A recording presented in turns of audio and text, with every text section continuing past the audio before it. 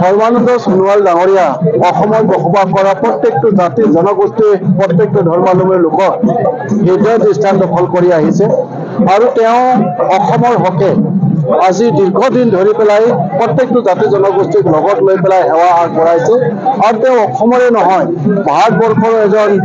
শক্তিশালী নেতা হিচাপে ইতিমধ্যে তেওঁ নিজকে পৰিচয় দিবৰ কাৰণে সক্ষম হৈছে আৰু তেনে ক্ষেত্ৰত এইবাৰ ডিব্ৰুগড় লোকসভাত তেখেতক প্ৰাৰ্থী প্ৰদান কৰাৰ বাবে আজি সকলোৱে এককভাৱে তেখেতক আদৰণি জনাইছে আৰু দেখিছে আজি প্ৰত্যেকটো জাতি জনগোষ্ঠীৰ মানুহে তেখেতক উষ্ম আদৰণি জনাবৰ বাবে আজি ওলাই আহিছে আৰু আমাৰ দৃঢ় বিশ্বাস যে সকলো ৰাইজৰ আশীৰ্বাদেৰে এইবাৰ আমাৰ সমগ্ৰ অসমতে এই ডিব্ৰুগড় লোকসভাটোত আটাইতকৈ বেছি ব্যৱধানৰ সৰ্বানন্দ সোণোৱাল ডাঙৰীয়াই জয়লাভ কৰিব। কোনো ধৰ নাই উঠা বাগানৰ মানুহে এই চৰকাৰখনৰ পৰা আজি ঐতিহাসিকভাৱে যিখিনি তেওঁলোকৰ অধিকাৰ বিচাৰি পাইছে,